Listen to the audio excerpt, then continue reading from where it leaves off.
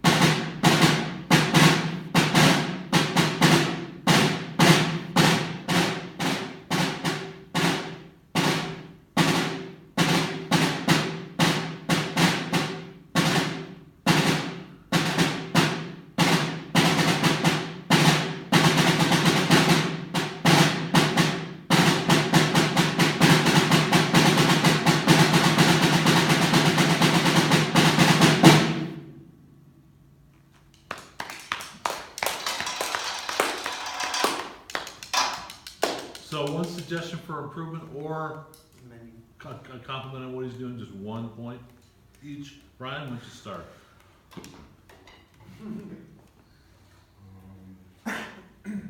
Speak up for the camera too, so you can pick up your comments.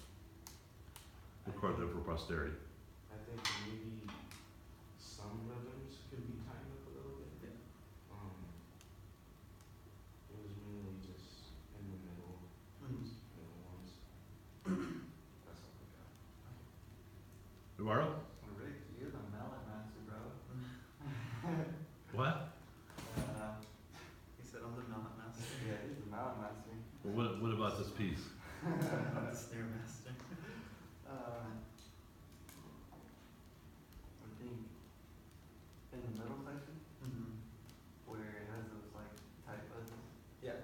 You got those, but like the row before where it has like buzzes and then 8 notes. Those you need to be able to differentiate the ones that say TR versus the ones that do not. Okay. Just making sure. I like the dynamics. I think the roughs and the plans were maybe just like not like as tight. I don't know. I guess. And then, I mean, yeah, that was really the main thing. And then some of the buzz rolls, but I actually really like the buzz rolls you had on like the 8 notes with the little staccato thing on top. I actually like that a lot because I'm not very good at that, so I was good. But yeah. Zen?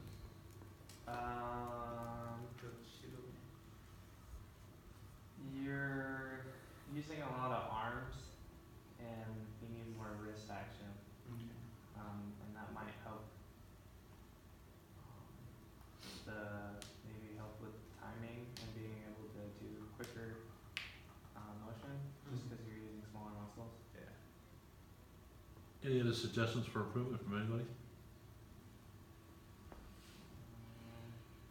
Practice.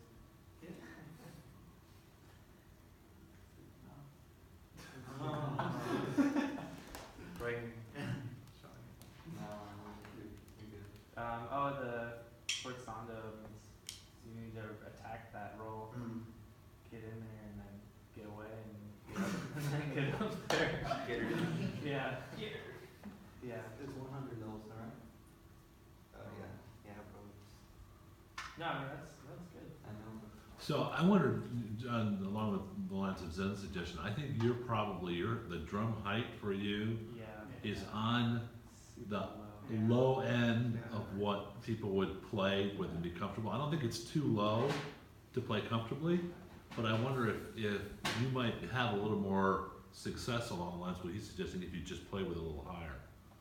Yeah, I realized that when I started playing, but then I was like, there's no turning back. Yeah. So I just kept trying. But I think that's in the ballpark of what you often play at for height, right? It's not hugely different than what you typically do. So that's something to think about. I think it's also important, this is really kind of for everybody, but specifically in this case, I think it's kind of clear. You know, we get really picky when we do work in your lessons in that small room and I'm sitting 2 feet away from you, right? And you get really picky about what your roll songs like, or whether you're roughs or flams or tied it up or whatever, when you're standing right at the drum. But I also think you need to get the perspective of playing in a bigger space and maybe do a recording of yourself from 15 or 20 or 30 feet away, because that's ultimately when you're playing, whether you're doing a solo or you're playing with a group, that's ultimately a lot closer to the real situation you're gonna be in than 2 feet away or standing right at the instrument playing. And what I noticed, and maybe you'll notice on the recording, is, you know, that very first short roll section, your very first roll was like, yes, that sounds good. And it sounds better in this room with me 25 feet away, and you've got some room sound, than it does right at the drum. And then I think you got tripped up on rhythm, or you kind of got a little nervous and panicked a little bit. But, I mean, that first one was like, yeah, it started well, it ended well, and if you could have just got all of them in that context, problem solved. Yeah.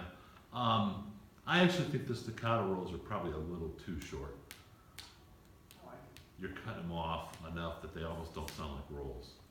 They were kind of loud too, in context of the whole piece. Yeah.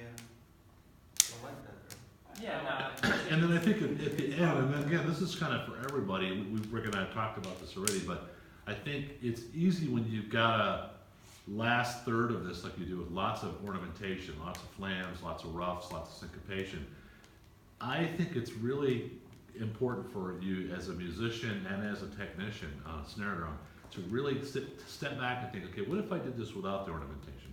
What is the underlying rhythm? What is the underlying musical shaping that I want to do? Because the roughs and flams, while they may be difficult to execute and do certainly influence your stickings, ultimately they're just decoration.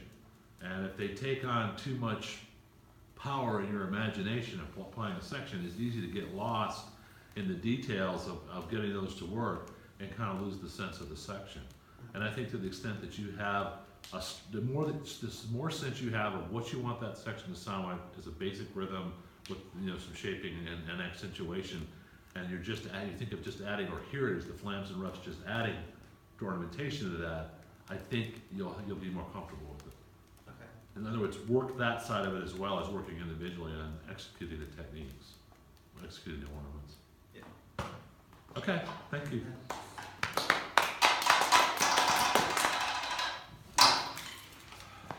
Brian.